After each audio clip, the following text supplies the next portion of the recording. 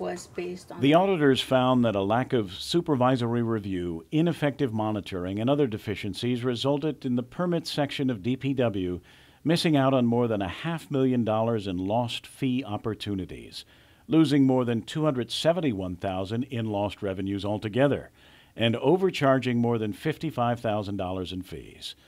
Among the most striking findings in the audit, fees collected by the building permits section fell more than $900,000, even though nearly 100 more building permits were issued last year than the previous year. Within their own DPW construction projects, they are not charging their own contractors who do the projects.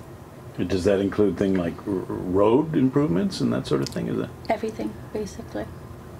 Whoever's required to submit a building permit and has a DPW project, those projects, according to the DPW administrator, are not assessed a building permit. And one of the more egregious examples cited in the audit was a building permit for a $24 million project that was approved even though the $112,000 in permit fees had not been paid.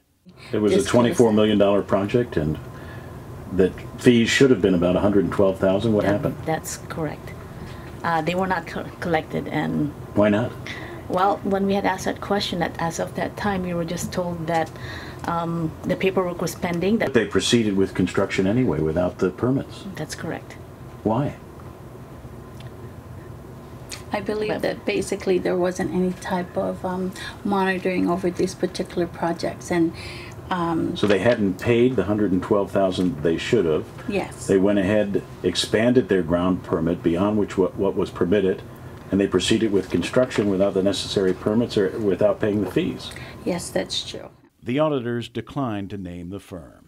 Among their recommendations is for the permit section to adopt an electronic system such as an Excel spreadsheet to track and record permit fees. It's a manual system, and it doesn't pick up. When you say any manual, that means they don't enter any of the information into a computer? No, they don't. Everything is handwritten and viewed. They do have computers over at DPW. The Yes. Excel spreadsheet is a pretty common program, so why can't they? Unfortunately, they don't have access to that software. They do have inputting to a system. I believe it's just though for the purpose of getting the next number assignment for the building permit. So everything is written out on paper? Yes.